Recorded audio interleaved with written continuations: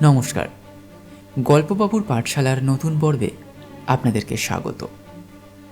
আজকের গল্প শরদিন্দু বন্দ্যোপাধ্যায়ের গল্প সংগ্রহ থেকে নেওয়া সবুজ চশমা। চলুন তাহলে শুরু করা যাক আজকের হাড়হিম করা ভূতের গল্প। শরদিন্দু বন্দ্যোপাধ্যায়ের গল্প সংগ্রহ থেকে সবুজ চশমা। গল্প পাঠে বাপি।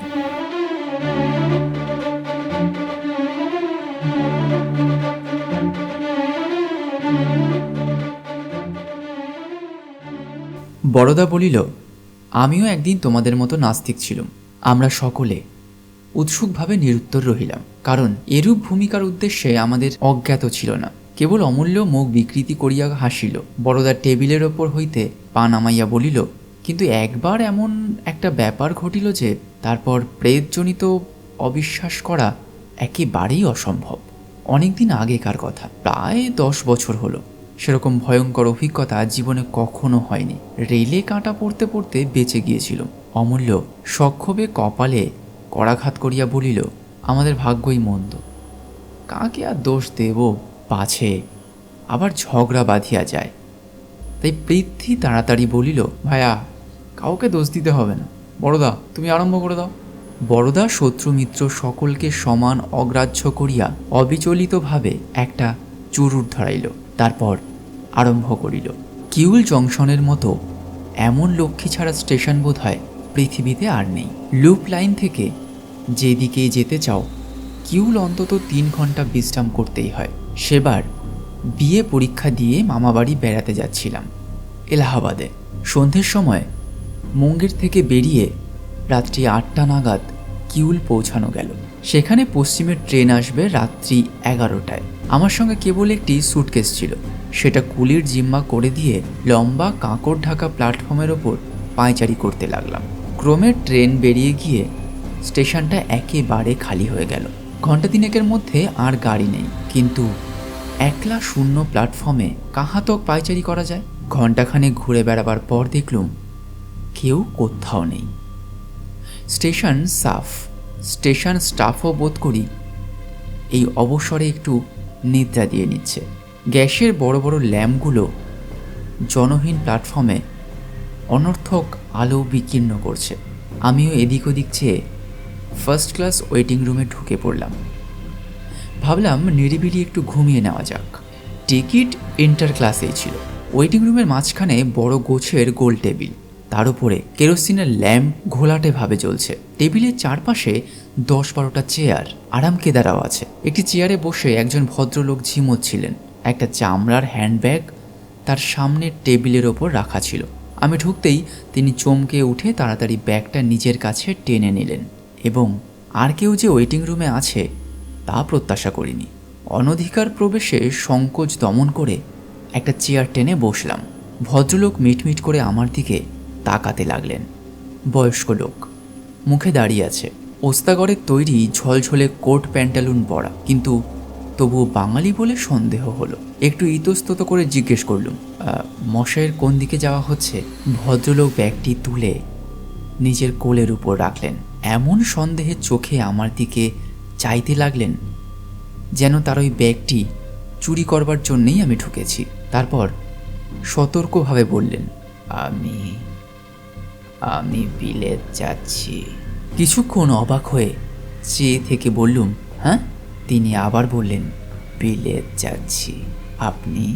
লজ্জিতভাবে বললুম, আমি এই কাছেই এলাহাবাদ যাচ্ছি। এলাহাবাদ? এলাহাবাদে কি করেন? কিছুই না, কিছুই করি না, মামা বাড়িতে বেড়াতে যাচ্ছি। আপনি কি কখনো সেখানে ছিলেন? তিনি একটা দীর্ঘ নিঃশ্বাস ফেলে বললেন, সেখানে আমি লিটল কলেজের ফিজিক্সের প্রফেসর ছিলাম।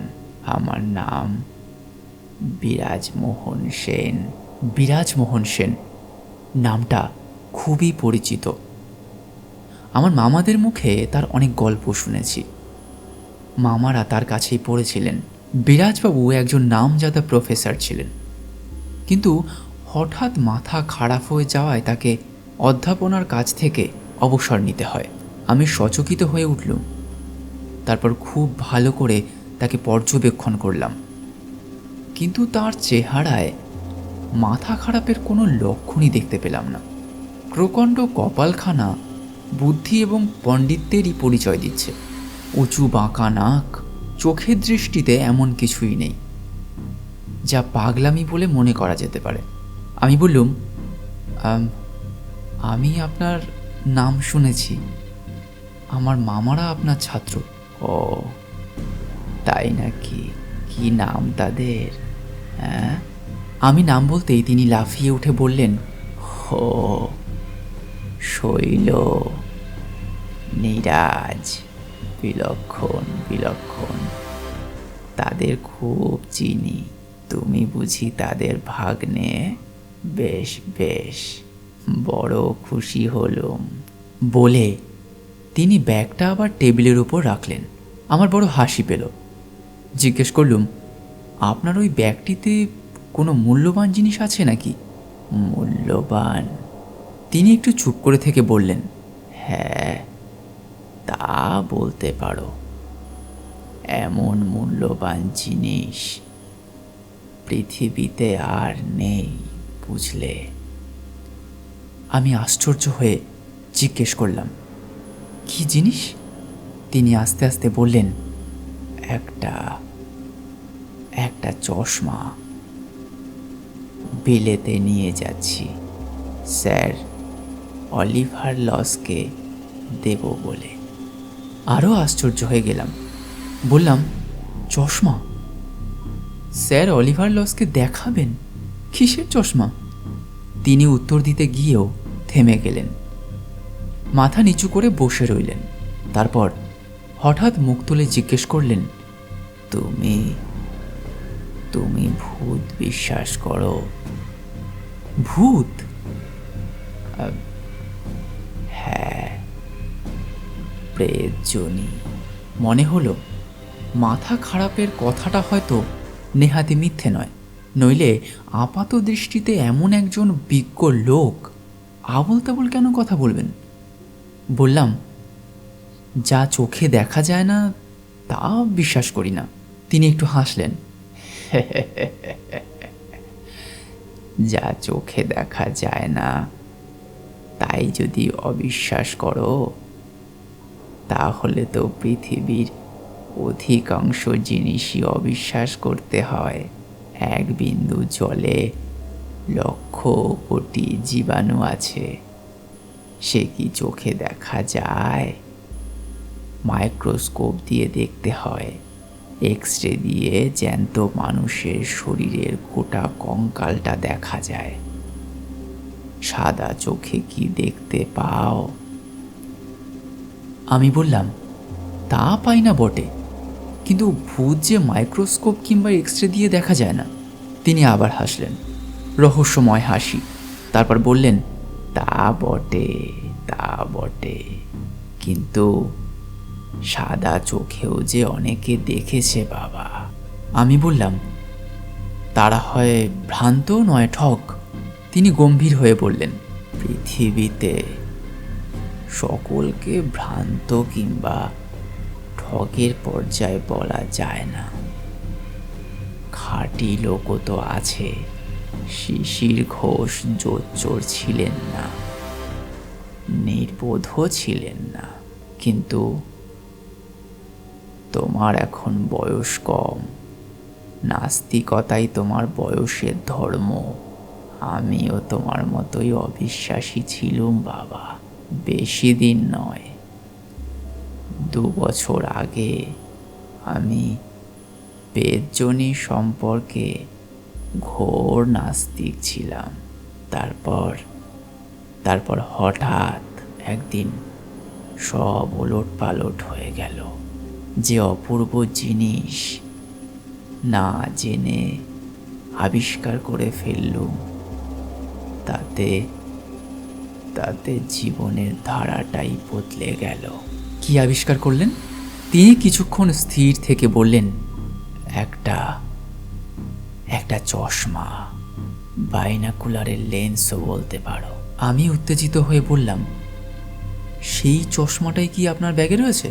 হ্যাঁ, ওই চশমাটাই স্যার অলিভার লসকে দেখাতে নিয়ে যাচ্ছেন? হ্যাঁ।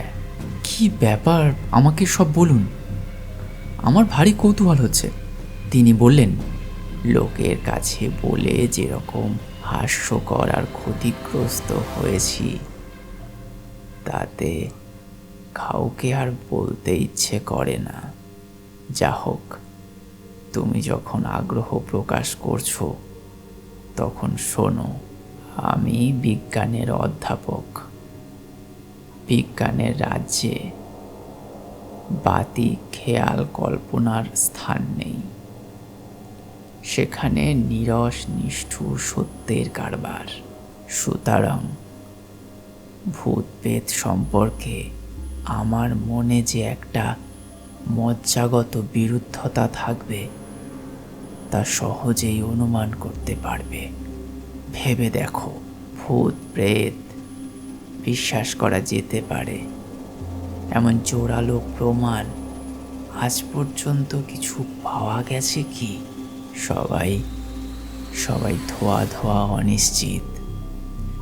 বৈজ্ঞানিক কেউ স্বীকার করেছেন বটে, কিন্তু বিজ্ঞান স্বীকার করেনি। বিজ্ঞান চায় নিরেট স্থূল সত্য, আবছা অস্পষ্ট কিচ্ছু সে চায় না। তাই শিক্ষার গুণে আমিও চিরদিন ভূত প্রেতকে ঠাট্টাই করে এসেছি। কোনান ডায়েল স্যার, অলিভার লস এদের ভ্রান্ত খেয়ালি মনে করেছি। কখনো ভাবিনি যে আমি একদিন অন্যকে বিশ্বাস করাবার জন্য ছুটোছুটি করে বেড়াবো, আর তারা আমাকে পাগল মনে করে আমার কথা হেসে উড়িয়ে দেবে। এইটাই বোধহয় আমার জীবনের সবচেয়ে নিষ্ঠুর পরিহাস। বছর 2 আগে কলেজের ল্যাবরেটরিতে আমি দূরবীনের লেন্স দিয়ে এক্সপেরিমেন্ট করছিলাম। একটা বড় সবুজ রঙের ক্রিস্টাল একদিন কুড়িয়ে পেয়েছিলাম সেইটে। কিন্তু তুমি বোধহয় আর্টস স্টুডেন্ট, সব কথা বুঝবে না। মোটামুটি বলে রাখি, একটা অদ্ভুত একটা ফিকে সবুজ রঙের ক্রিস্টাল হাতে এসে পড়েছিল। তাই থেকে নিজের হাতে কতগুলো লেন্স তৈরি করেছিল। যন্ত্রের সাহায্য নিয়ে হাতে করে ঘষে লেন্স তৈরি করা সহজ কাজ নয়, বিস্তর সময় লাগে। তাছাড়া সব সময় নির্ভুল হয় না, বাঁকাচোরা থেকে যায়। কিন্তু আমার খেয়াল হয়েছিল, তাই নিজের হাতেই করেছিলুম। একদিন দুপুর বেলায়, তখনও লেন্স সম্পূর্ণ হয়নি, কেমন হচ্ছে দেখবার জন্য আমি সেগুলোকে ফ্রেমের ওপর বসিয়ে চোখে পড়লাম। চশমার দোকানে চোখ পরীক্ষা করার সময় যেরকম ফ্রেম চোখে পরিয়ে দেয়, তাতে বিভিন্ন শক্তির কাজ বসিয়ে পরখ করে। দেখেছ বোধহয়। আমি ঘাড় নাড়লাম। বিরাজবাবু বলতে লাগলেন, দুপুর বেলায় ল্যাবরেটরিতে কেউ ছিল না। আমি দৌড় বন্ধ করে একা কাজ করছিল। কিন্তু চশমা চোখে দিয়ে মুখ তুলেই দেখলুম একজন লোক ঠিক আমার সামনে চেয়ারে বসে এক দৃষ্টে আমার পানে তাকিয়ে আছে। লোকটা সাহেব, টকটকে গোলাপি রং, মুখে ছুচালো দাড়ি, তার অদ্ভুত বেশভূষা। মধ্যযুগে ইউরোপীয়রা এই রকম মখমলের জমিদারি পোশাক পরত, ঠিক সেই রকম। আমি ভ্যাবাচাকা খেয়ে তাড়াতাড়ি চশমাটা খুলে ফেললুম। দেখলাম দেখলাম কেউ কোথাও নেই, চেয়ার খালি। খানিকক্ষণ কিছুই বুঝতে পারলাম না। তারপর আবার চশমাটা পরে দেখলুম লোকটা বন্ধ দরজার ভিতর দিয়ে চলে গেল। বিরাজবাবু চুপ করলেন। আমি রুদ্ধশ্বাসে প্রশ্ন করলাম, তারপর? বিরাজবাবু বললেন, এমনই অভাবনীয় এই ঘটনা যে ব্যাপারটা ভালো করে হজম করতেই কয়েকদিন কেটে গেল। শেষে বুঝলাম ভুল নয়, সত্যিই অজ্ঞাত স্বরে একটা অপূর্ব জিনিস আবিষ্কার করে ফেলেছি, যার সাহায্যে সূক্ষ্ম দেহ প্রত্যক্ষ করা যায়। হাত 10 গিয়ে দোতলা যাওয়ার সিঁড়ি করব প্রথমটা ভেবেই পেলুম না। শেষে ঠিক করলুম আমাদের প্রিন্সিপাল সাহেবকে বলবো। তার কাছে গেলুম একটু উত্তেজিতভাবে। আমার আবিষ্কারের কথা বললুম। তিনি আমার দিকে কিছুক্ষণ চেয়ে থেকে বললেন, মিস্টার সেন, আপনার শরীরটা খারাপ হয়েছে, আপনি বরং কিছুদিন বিশ্রাম করুন। নিরাশ হয়ে তার কাছ থেকে ফিরে আসলাম।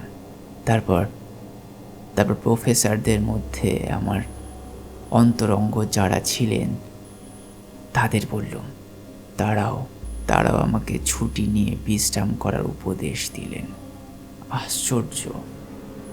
আশ্চর্য আমাদের দেশের লোকের মনোভাব। কেউ একটা বার জিনিসটা দেখতে চাইলেন না।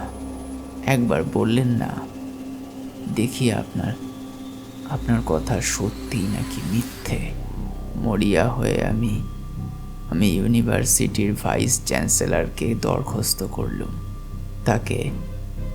তাকে সব কথা জানিয়ে লিখলুম, যদি তিনি ইচ্ছে করেন আমি সর্বসমক্ষে ডিমনস্ট্রেট করে দেখাতে রাজি আছি। সপ্তাহখানেক পরে আমার চিঠির জবাব এলো।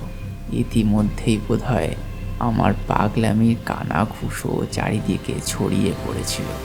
ভাইস চ্যান্সেলর সাহেব বিনীতভাবে আমাকে জানিয়েছেন যে আমি যদি কাজ থেকে অবসর গ্রহণ করবার দরখাস্ত করি তাহলে তৎক্ষণাৎ আমার দরখাস্ত মঞ্জুর হবে। ভীষণ রাগ হলো। রাগের মাথায় কাজটাই ছেড়ে দিলুম। তারপর সারা ভারতবর্ষে যত জ্ঞানী সুধী আছেন সকলে দৌড়ে দৌড়ে চশমা নিয়ে ঘুরে বেরিয়েছি। এমন সব লোকের কাছে গিয়েছি যাদের পৃথিবী জোড়া নাম ডাক, কিন্তু সকলের কাছেই এক উত্তর পেয়েছি।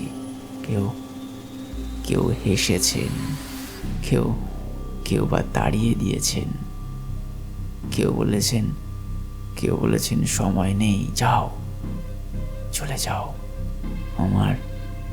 আমার কথাটা সত্যি কিংবা মিথ্যে তা যাচাই করে দেখবার কৌতূহল কারোর হলো না। কারোর সময় ইচ্ছে কোনোটাই হলো না। যখন দেখলাম এদেশে এই মহামূল্য আবিষ্কারের মর্ম কেউ বুঝবে না, তখন স্থির করলাম বিলেত যাব। সেখানে অন্তত একজন আছেন যিনি প্রকৃত তত্ত্বান্বেষী, যিনি আমার কথা না শুনে আমাকে ফিরিয়ে দেবেন না। ইতিমধ্যে এক অদ্ভুত ব্যাপার ঘটতে আরম্ভ করেছিল। বললে বিশ্বাস করবে না, চশমার ওপর নানা রকম অলৌকিক উৎপাত হতে শুরু করেছিল। প্রেতলোকের জবনিকা মানুষের চোখ থেকে সরে যায়, এটা বোধহয় তাদের অভিপ্রেত নয়। তাই রোজ চশমাটার ওপর নতুন নতুন দুর্ঘটনা ঘটতে লাগলো।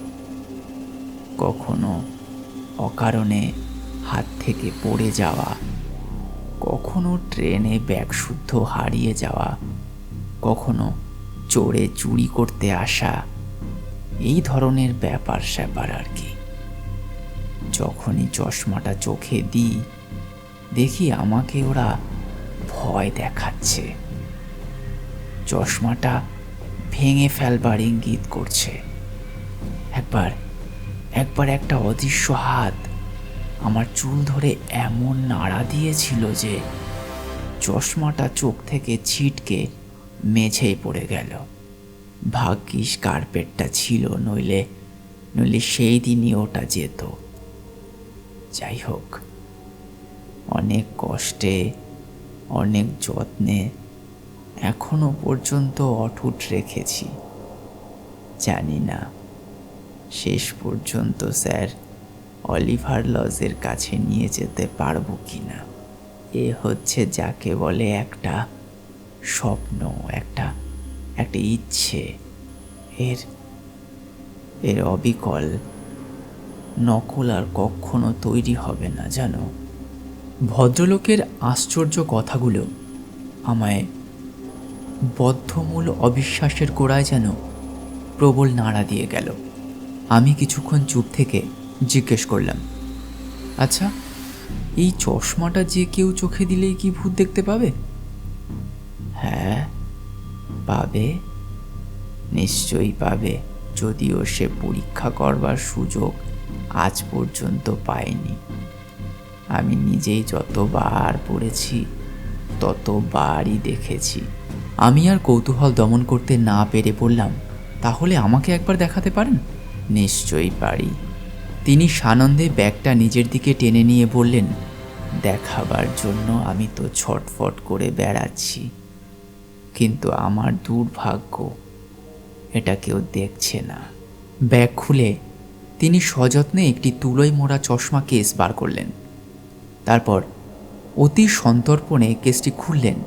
কেসের মধ্যে একটি মজবুত গোছের চশমা, ঠিক চশমা নয়, আজকাল একরকম বাইনাকুলার চশমা বেরিয়েছে, অনেকটা সেই রকম দেখতে। সামনে কতগুলো সবুজ কাঁচ লাগানো, তার আশেপাশে পেতলের স্ক্রু, টর্টিস সেলের মোটা মোটা আর্ম। বিরাজবাবু উঠে এসে সাবধানে আমার নাকের ওপর চশমাটা বসিয়ে দিলেন। প্রথমে কিছু দেখতে পেলাম না, কেবল সবুজ ধোঁয়া। বিরাজবাবু স্ক্রু ঘোরাতে ঘোরাতে কম্পিত স্বরে বললেন, কি দেখতে পাচ্ছ এবার? ক্রমশ চোখে দৃষ্টি পরিষ্কার হতে লাগলো। মনে হলো যেন ধোঁয়া আস্তে আস্তে মিলিয়ে যাচ্ছে। তারপর বায়োস্কোপের ছবির মতো স্পষ্ট জিনিস দেখতে পেলাম। ঘরে কেরোসিনের যে ল্যাম্পটা জ্বলছিল তাতে সামান্য আলো হচ্ছিল, কিন্তু চশমার ভিতর দিয়ে দেখলাম আলো ঢের বেশি, উজ্জ্বল অথচ মোলায়েম। সেরকম অলৌকিক আলো কখনো দেখিনি। কোথা থেকে আসছে বোঝা যাচ্ছে না, অথচ সর্বত্র সমানভাবে পড়েছে, কোথাও ছায়া নেই। আশ্চর্য আলো, এইটাই বোধহয় প্রেতলোকের দীপ্তি। কিন্তু আলোর কথা থাক, সেই আলোতে যা দেখলাম তা ভয়াবহ কিছু না হলেও হৃৎপিণ্ডটা একবার ডিগবাজি খেয়ে কিছুক্ষণের জন্য নিস্তব্ধ হয়ে গেল। দেখলাম টেবিলের উপর ঘিরে প্রত্যেক চেয়ারে একটি করে লোক বসে রয়েছে, তাদের পেছনে মাথার পর মাথা। ঘরের মধ্যে তিল ফেলবার জায়গা নেই, আর সবাই তীব্র দৃষ্টিতে আমার পানে তাকিয়ে রয়েছেন। বিরাজবাবু জিজ্ঞেস করলেন, দেখতে পাচ্ছ? গলা দিয়ে আওয়াজ বেরোলো না, তাই উত্তর দেওয়া হলো না। ডান দিকে মাথা ফিরিয়ে দেখি আমার গা ঘেঁষে একটি প্রেত দাঁড়িয়ে মুখের দিকে কটমট করে তাকিয়ে আছে। বাঁ দিকে তাকিয়ে দেখি ঠিক তাই, আমার মাথার চুলগুলো সজারুর কাঁটার মতো খাড়া হয়ে উঠল। হৃৎপিণ্ডটা আবার সচল হয়ে গলার কাছে ধরাস ধরাস করতে লাগলো। এদের যে কত রকমের চেহারা তা বর্ণনা করা যায় না। সাহেব আছেন, চীনা ম্যান আছেন, ভারতীয় লোক আছেন, আবার আবার নিকষ ক্রান্তি নিগ্রোরাও রয়েছেন। কোনো ভেদাভেদ নেই। একজন ব্রাহ্মণ এবং একটি পালক দেওয়া টুপি পরা 16 শতাব্দীর সাহেবের পাশাপাশি বসে রয়েছেন দেখলুম। সকলের দৃষ্টি আমার ওপর। ভাবে মনে হলো কেউ আমার প্রতি সন্তুষ্ট নন, যেন দাবি জন্মাবার আগেই আমি তাদের রাজ্যে ঢুকেছি বলে তারা আমার ওপর ভয়ঙ্কর চটেছেন। ক্রমে তাদের মধ্যে একটা আলোচনা শুরু হলো দেখলাম। কানে কিছুই শুনতে পেলাম না, কিন্তু মুখ আর হাত নাড়া দেখে আন্দাজ করলাম যে খুবই উত্তেজিতভাবে তর্ক চলছে, এবং আমি যে তর্কের লক্ষ্যবস্তু তাতেও সন্দেহ রইল না। শেষে সেই পইতে পড়া শীর্ণ ব্যক্তিটি আমার দিকে ফিরে আঙুল দেখিয়ে তীব্রভাবে কিছু বলতে আরম্ভ করলেন, কিন্তু কোনো ফল হলো না। তিনি কি বললেন আমি এক বর্ণও শুনতে পেলাম না। অনেকক্ষণ বক্তৃতা দেওয়ার পর তিনি টেবিলের ওপর একটি নিঃশব্দ চপেটাঘাত করে চুপ করলেন। তখন আবার তাদের মধ্যে তুমুল তর্ক আরম্ভ হলো। এই সমস্ত ব্যাপার দেখতে দেখতে আমার মনের অবস্থাটা কি রকম হয়েছিল সেই সম্বন্ধে বিশদভাবে কিছুই বলিনি, বলবার দরকারও নেই। তোমরা সহজেই আন্দাজ করে নিতে পারবে। চশমার ভিতর দিয়ে যে এই ভূতের রাজ্য দেখতে পাচ্ছি, চশমা খুলে ফেললে আর দেখতে পাবো না। এ কথা সব ভুলে গিয়েছিলাম। মনে হচ্ছিল সাদা চোখেই এদের দেখছি, যেন নির্জন মানুষহীন একটা জায়গায় একপাল ভূতের মধ্যে এসে পড়েছি। তারা আমাকে ঘিরে আমার ভাগ্য বিচার করছে। তাদের তর্কের উত্তেজনা ক্রমশই বাড়তে লাগলো। আমার মনে হলো আমাকে নিয়ে এরা ভীষণ কাণ্ড কিছু বাঁধাবে। আমার বুদ্ধি বিবেচনা যা সামান্য অবশিষ্ট ছিল তাদের কাণ্ড দেখে তাও লুপ্ত হয়ে গেল। চশমাটা খুলে ফেললেই ল্যাটা চুকে যেত, কিন্তু তা না করে আমি কাঁপতে কাঁপতে উঠে দাঁড়ালাম। অমনি তারাও সঙ্গে সঙ্গে উঠে দাঁড়ালো। তারপরে কি একটা ভয়ঙ্কর সংকল্প করে জ্বলন্ত দৃষ্টি মেলে আস্তে আস্তে আমার দিকে অগ্রসর হতে লাগলো। আমি আর চুপ করে থাকতে পারলাম না। বিকট চিৎকার করে চেয়ারটা উল্টে ফেলে দরজার দিকে দৌড় মারলাম। প্ল্যাটফর্মে পৌঁছে দৌড়তে দৌড়তে ঘাড় ফিরিয়ে দেখলাম তারা তেমনই ভিড় করে আমার পিছনে দৌড়ে আসছে। এমন সময় একটা বিরাট রে রে শব্দ কানে গেল। খবরদার, হুঁশিয়ার, ট্রেন আতা হ্যায়।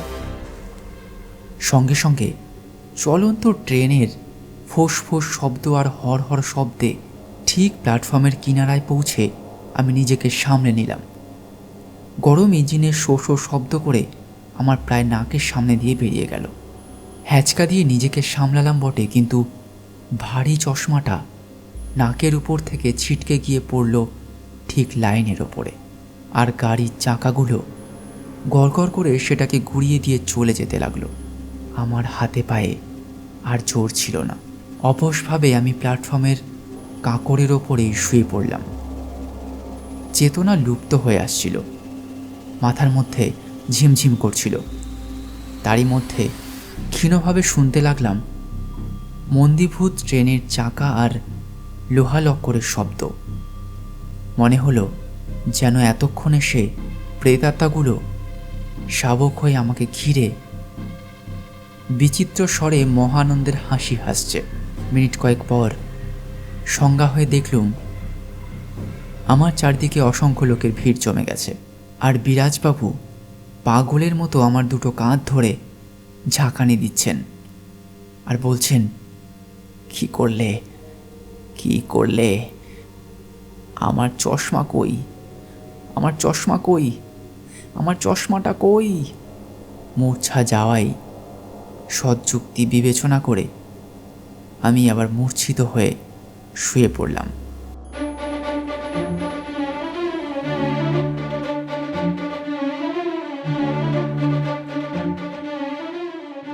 অসংখ্য ধন্যবাদ আমাদের গল্পটি শোনার জন্য। আমাদের গল্পটি আপনাদের কেমন লাগলো অবশ্যই কমেন্টসে জানাবেন। আপনাদের কমেন্টসের অপেক্ষায় থাকব। খুব তাড়াতাড়ি নিয়ে আসবো নতুন আরও একটি হাড়হিম করা ভূতের গল্প। ততক্ষণ পর্যন্ত আমাদের সাথেই থাকুন। ধন্যবাদ।